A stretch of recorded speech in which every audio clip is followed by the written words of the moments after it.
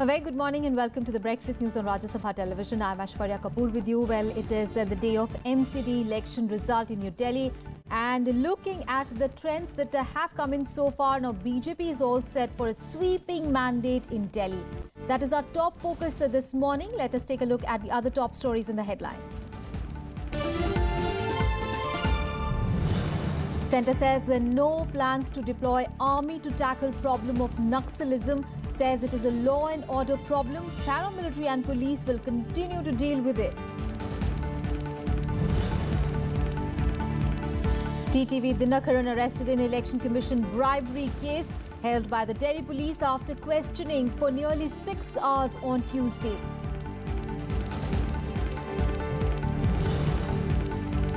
Vice President Mohammad Hamid Ansari holds talks with Armenian leadership. 3 agreements signed, including training Armenian scientists as part of a space cooperation. Counting for municipal corporation elections in Delhi, BJP takes early leads ahead in 71 of the 270 wards.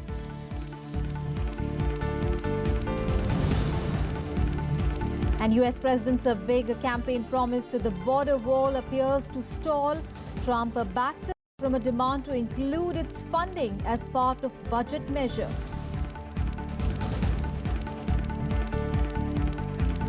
Counting of votes for the municipal corporation elections in Delhi is underway. It started at 8 this morning. Remember, the polling on 23rd of April witnessed a triangular fight between the BJP, the Congress and the Aam Aadmi Party.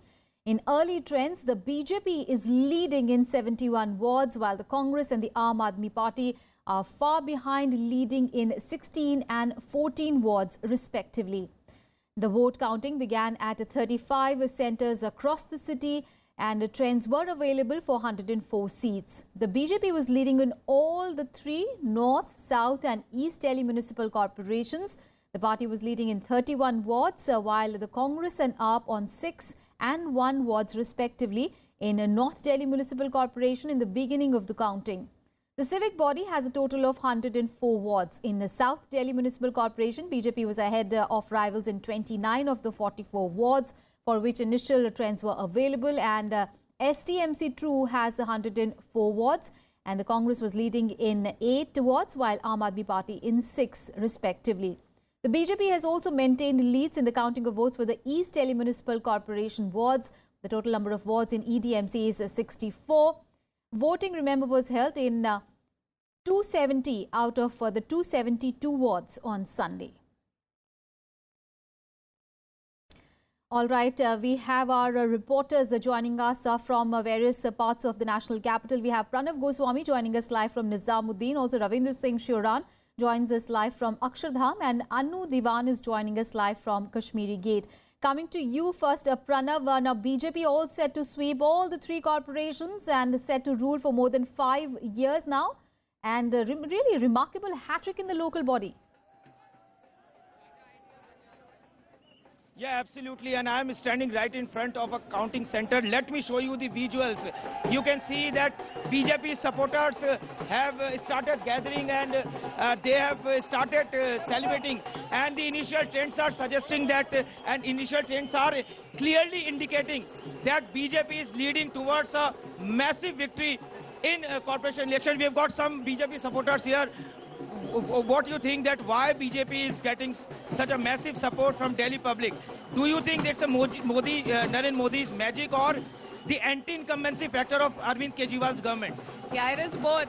My father is contested from Lajpat Nagar and he's won from 2200 votes. So I think it's the Congress incumbency that has been happened in Lajpat Nagar. No work, nothing happened. The voters are very smart enough to understand who's the right person to vote for. And the other thing is the Modi and the Yogi factor, which is doing a marvelous work at the center, at the state level, and it is coming up to the every public, every voter. Do you think that Arvind Kejriwal came with lot of hopes? Do you think that he's failed to deliver?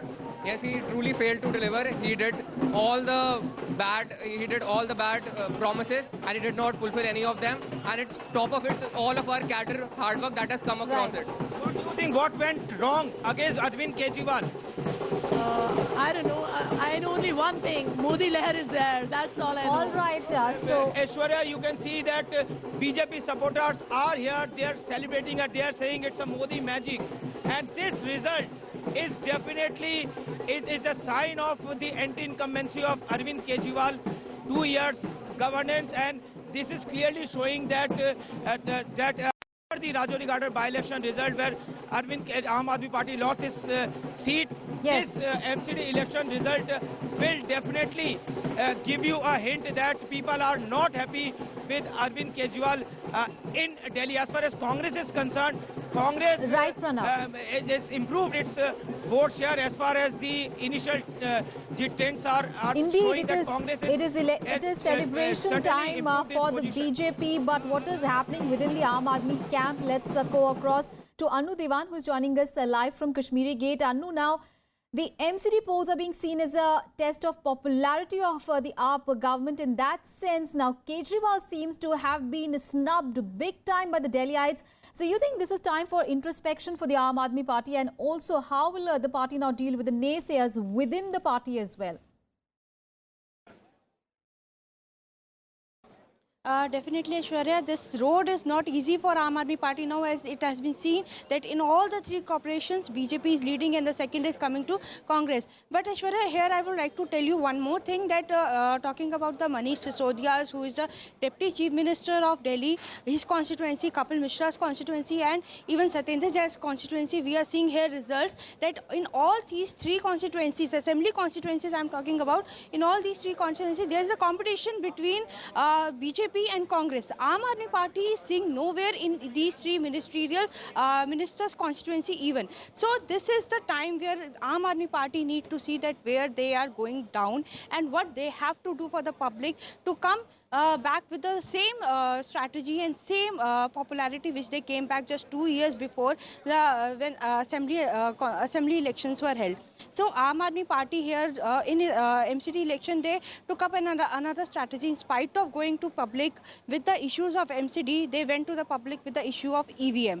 In spite of telling them that what they are doing for the Delhi, they used to go to the public and talk about EVM. So public here rejected the EVM issue because they are being voting through EVM from last so many years.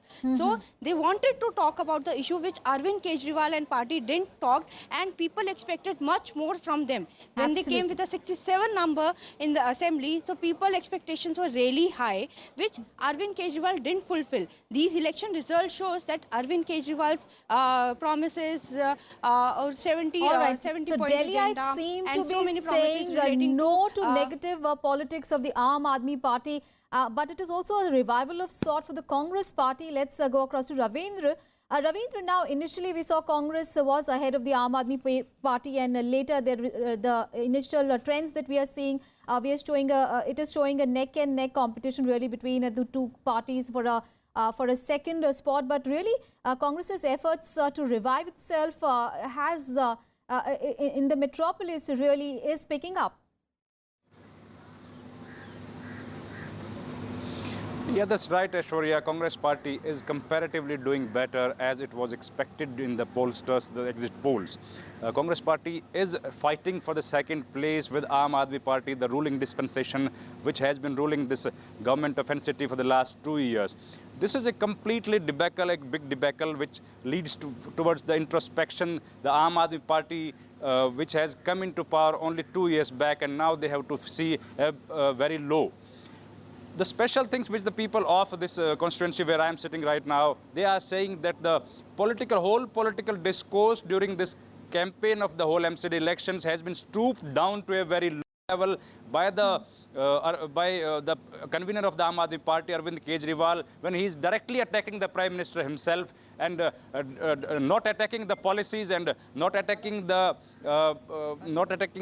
planning of the government, not addressing the issues of the areas. He is completely targeting the Prime Minister and his personal, it shows a very acrimonious behavior towards the Prime Minister. This is also one of the reasons when the Aam Aadmi Party is facing this completely rout today in this election.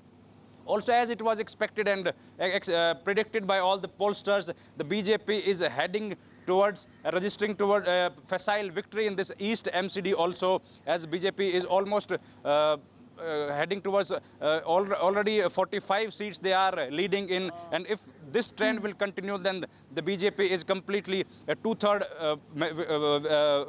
they are going to win 2/3 seats in this MCD as well. This is an important place. This is the East MCD is the place where the Deputy Chief Minister of Aam Aadmi Party, the one of the most powerful member of the Aam Aadmi Party, Manish Sisodiya, is holding. And if this seat has been lost, then it is completely a very humiliating defeat for the total Aam Aadmi Party's leadership. Defeat. And this is the situation of crisis now for Aam Aadmi Party, and now they have to introspect. This is the time when the Aam Aadmi Party should introspect where they are going wrong. They are already criticizing the EVMs, electronic voting machine. This is the only issue which they are banking upon. Indeed, they have been addressing the rallies, saying that EVM machine has already been doctored. The exit polls have been manufactured, but the results are saying that everything, all the leaders indicate that the Delhiites really have snubbed the politics of the Aam Aadmi Party. Thank you so much, Ravindra, Pranav and Anu Diwan, for joining us from the national capital. And one of the issues that was raised by Arvind Kejriwal during this MCD election campaign was that of the issue of the EVM tampering. And now a parliamentary committee has also decided to study the functioning of the EVMs and has invited suggestions from experts as well as a common man. Well, this comes as several political parties have raised questions on the fallibility of the machines. Now, the Parliamentary Standing Committee on Law and Personnel will study the functioning of the electronic voting machines and its upgradation as part of the reforms. The panel headed by Congress leader Anand Sharma has invited suggestions in writing from various stakeholders. Various opposition parties have, remember, raised doubts over the reliability of the EVMs after BJP's massive victory in Uttar Pradesh elections recently. Now, following Aam Aadmi Party's poor performance in the Punjab Assembly polls, the Delhi Chief Minister and party convener Arvind Kejriwal had alleged that the EVMs may have been manipulated. The Election Commission has decided to throw an open challenge for the people to hack the EVMs to put all the doubts to rest. News from down south, where TTV Nakaran, the AIADMK Amma leader, has been arrested by the Delhi police. The arrest comes after 4 days of questioning in the case relating to an alleged attempt to bribe the Election Commission officials to get the undivided AIADMK's 2 leaves election symbol for his faction. Now, he was arrested after 6 hours of questioning at the crime branch office in the national capital. His long-time friend Mallikarjun was also arrested for allegedly facilitating the deal between him and Sukesh Chandrasekhar, who was the middleman in the case. Now, Chandrasekhar was arrested on 16th of April for allegedly striking a deal of 50 crore rupees to help the AIADMK Amma faction keep this poll symbol of 2 leaves. Now, the trio will be questioned together. After initially denying that he had met Chandrasekhar, now TTV Nakaran had on Tuesday said that he did meet him, assuming that he was a High Court judge. The arrest comes amid moves to merge the 2 rival factions in the erstwhile AIADMK, led by O. Paneerselvam and Chief Minister E.K. Palanisamy. He has been arrested. Tomorrow at 2 o'clock he will be produced. We will be moving a bail application. तो दिनकरन के साथ और कौन-कौन है? 2 लोगों की गिरफ्तारी हुई है। कल 2 बजे हम बेल एप्लीकेशन मूव करेंगे। ठीक है। और पुलिस जब रिमांड पे लेके जाएगी तब वहाँ पे हम आर्ग्यू करेंगे। No, it's evident now that the leadership what they had chosen is not able to withstand to the requirements of the cadres as well as to the people. And the act of such magnitude trying to bribe the election commission has definitely brought a huge disrepute to the party. And now I think the senior members, the party cadres and everybody would realize that this party at this juncture need a strong leadership and to do the good things what our beloved leader Amma had left us. Law has taken its course. Whoever have done the mistake, they should be punished. They are all are blaming BJP for this activity, but they have done a mistake. It again proves that money plays a very major role in Tamil Nadu politics. They want to buy the votes, they want to buy the symbol, and they want to buy the victory. That is the scenario which is prevalent in Tamil Nadu. So there should be a full stop for such corrupt activities, particularly corrupt activities in the electoral process. So they have done a mistake. There are evidence for that, for what they have done, and based on that evidence, he has been arrested. On to some other news, the CBI has registered a corruption case against its former director Ranjit Sinha for allegedly trying to influence the coal block allocation cases. Ranjit Sinha is the second CBI chief to be booked by the agency in 2017.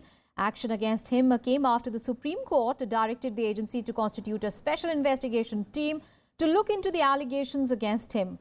The court said that there was a prima facie material in the allegation of inappropriate conduct by 64-year-old.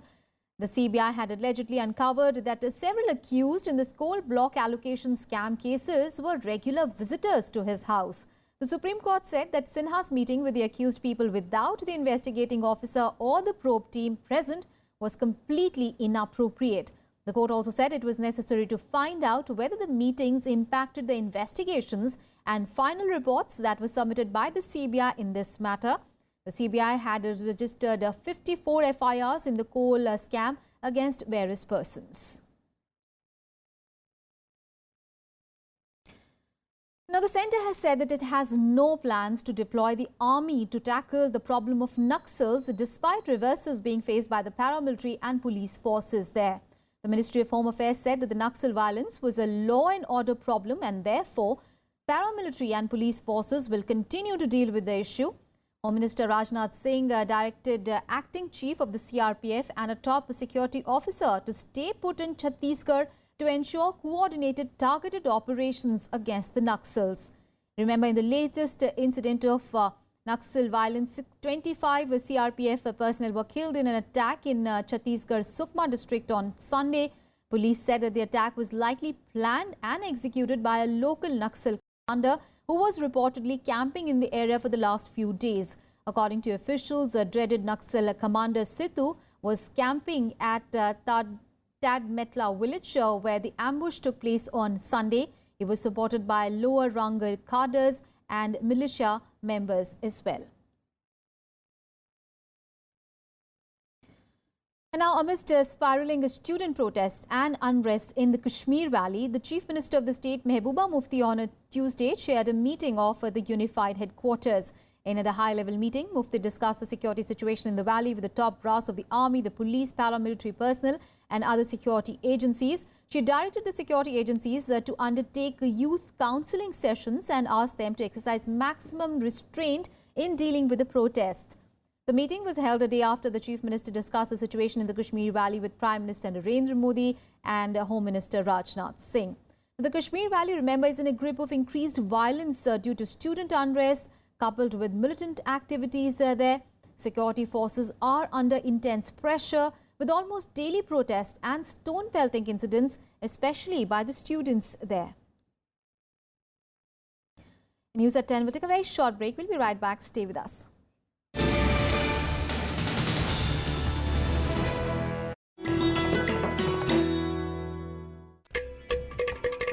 Ghata, one of the oldest and most unique percussion instruments of southern India. You can play it not only with your fingers, but palms, wrists and heels as well. You'll be surprised, but the air inside the ghatam reverberates, creating the musical notes. 5 elements of nature: earth, water, air, fire and space make up the composition of this beautiful musical piece, which has found an apt place in most of the ancient books.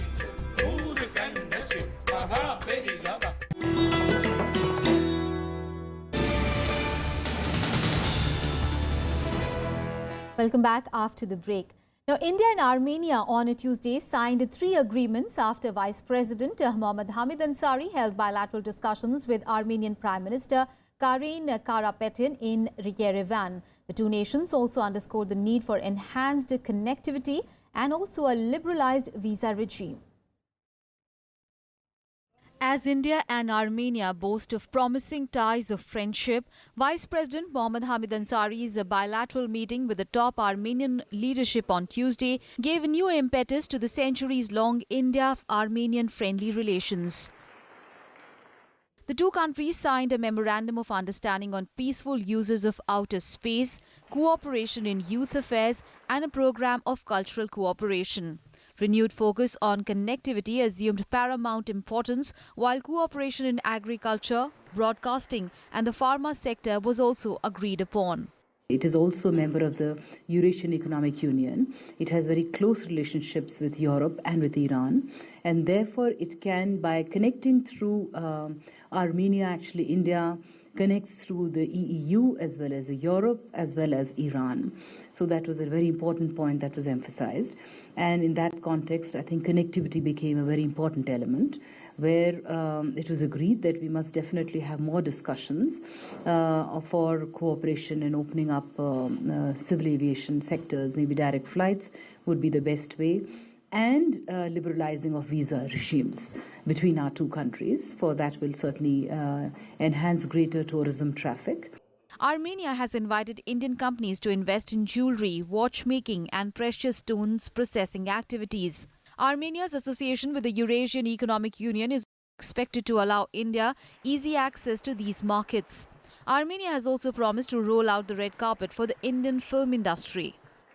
They said that they have opened free economic zones where it would be easy for Indian investments, and they said that Indian investors would be welcome to establish their offices here. And there was also talk of holding a business meeting in the course of this year as we celebrate our 25th anniversary. The two countries emphasized on the need to tackle the scourge of terrorism. Vice President Ansari also conveyed to the Armenian president the message of President Pranab Mukherjee with the invitation to conduct an official visit to India to discuss the agenda of the Armenian-Indian cooperation. Vice President Ansari also visited the Seet-Sam Akabad Memorial to pay tribute to the memory of the Armenian genocide victims. India and Armenia have shared historical and civilizational ties. Vice President Ansari's visit and host of accords would only instill new vigor in the bilateral ties. More importantly, focus on enhanced connectivity and liberalized visa regime would also unleash a new chapter in the India-Armenia relations. Reporting from Yerevan, with camera persons Sanjay and Anirban, and with inputs from Amrita Rai, I'm Kriti Mishra for Rajya Sabha Television. In fact, Kriti Mishra is now joining us from Yerevan in Armenia. Kriti, now, yesterday we saw 3 agreements were signed between India and Armenia. What is the agenda for today? After the bilateral talks yesterday, it is expected that a novel episode would be added to the India-Armenia relations. And giving a fillip to this exchange, Vice President Hamid Ansari shall address the students of Yerevan University. Thereafter, he'll visit Manuscripts Museum, after which his meeting is scheduled with the Karakin II, who is the Supreme Patriarch and leader of Catholics of Armenia. Thereafter, Vice President Hamid Ansari, with his entire entourage, shall depart for Warsaw, which is the capital of Poland, for the second part of his journey. All right. Thank you so much, Kriti, for all those details there. So, Vice President Mohammad Hamid Ansari on a 2-nation visit, and in the second leg of his visit, he will be going to Warsaw, Poland. On to some other news now. Well, Sri Lankan Prime Minister Ranil Wickremesinghe will hold a meeting with Prime Minister Narendra Modi in the national capital today at the Hyderabad House. Now, India and Sri Lanka are all set to finalize a joint mechanism for the development of the Trincomalee port. A petroleum refinery will also be established near this port. Now, remember, Trincomalee is the Tamil inhabited area of Sri Lanka, and this move is expected to increase the employment for the local Tamils who are there to a large extent. Sri Lankan Prime Minister Ranil Wickremesinghe arrived in Delhi on Tuesday on a working visit to India. His talks with Prime Minister Narendra Modi on Wednesday are expected to focus on the regional situation and the fishermen issue. An MOU for the joint development of the Trincomalee port is also scheduled to be signed. 26th April will be the main day of his official engagements in New Delhi. Our Prime Minister will be hosting a luncheon meeting with His Excellency Mr. Ranil Wickremesinghe on the 26th of April. External Affairs Minister, the Minister of Home Affairs and the Minister for Road Transport and Highways and Shipping will be calling on the visiting Sri Lankan dignitary. The visit of the Prime Minister of Sri Lanka to India from 25th April is part of our continuing engagement with the government of Sri Lanka at the highest level. Wickremesinghe will also meet Union Home Minister Rajnath Singh and Shipping Minister Nitin Gadkari. External Affairs Minister Sushma Swaraj will also meet him.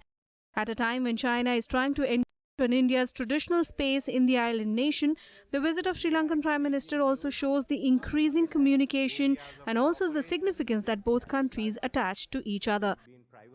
Prime Minister Modi is also slated to visit Sri Lanka next month. Akhilesh Suman's report for Rajya Sabha TV. On to some international news. The centerpiece of Donald Trump's election campaign, the US-Mexico border wall, has been stalled. Well, this after Trump backed away from a demand that Congress include the funding for his planned border wall with Mexico in a spending bill. Our president's close aide said that funding for the wall would be left out of the budget measure that must pass by Friday. The development comes after Democrats threatened to block the bill if money was earmarked for the wall. Though Republicans control both chambers of Congress, the current spending bill will need 60 votes to clear the 100-member Senate, where Republicans hold only 52 seats. But the president has insisted that he still supported the wall and that it would be built. He reportedly told a private meeting with media that he might be open to funding the wall later this year. However, Mexico continues to talk tough on the wall, saying that it won't let US build the wall. De manera pública y explícita hemos transmitido al gobierno de los Estados Unidos que para México es un asunto no negociable. Las remesas no solamente son un flujo de divisas desde el punto de vista macroeconómico, sino, como lo sabemos todos, es un sustento fundamental para muchas familias, particularmente de bajos ingresos, muchas de ellas en el medio rural. The wall's going to get built, folks. Just in case anybody has any question, the wall's going to get built, and the wall is going to stop drugs, and it's going to stop a lot of people from coming in that shouldn't be here, and it's going to have a huge effect on human trafficking, which is a tremendous problem in this world. News from the Korean Peninsula. An American nuclear submarine arrived in South Korea on Tuesday morning as North Korea celebrated the 85th birthday of its armed forces.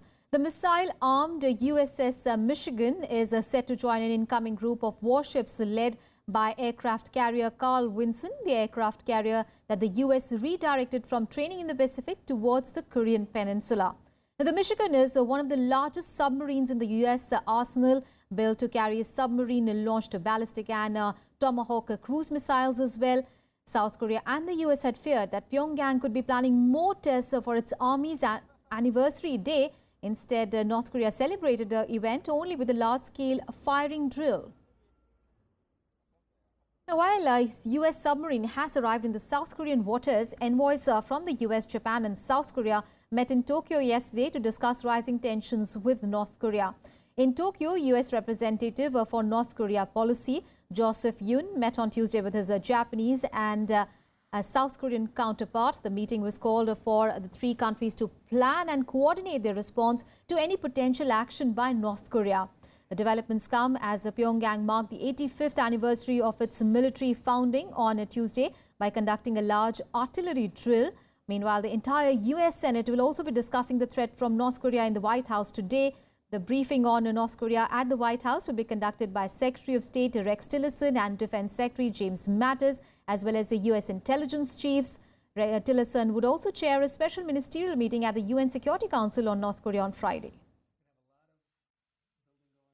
미국이 우리를 기어이 압살하기 위해 칼을 뽑아둔 이상 우리는 정의의 창검을 뽑아들고 끝까지 결판을 보고야 말 것이며 만능의 보검인 핵무력을 중추로 하는 우리의 강력한 혁명무력으로 미제의 숨통을 끊어놓을 것이다. And finally, sports news. Star Indian shuttlers PV Sindhu and Saina Nehwal will lead India's challenge at the Badminton Asia Championship being held in Wuhan, China. Both the players will look to improve their records of bronze medal wins. Saina Nehwal has won 2 bronze medals at the event in 2010 and 2016. PV Sindhu, on the other hand, came third in the 2014 edition.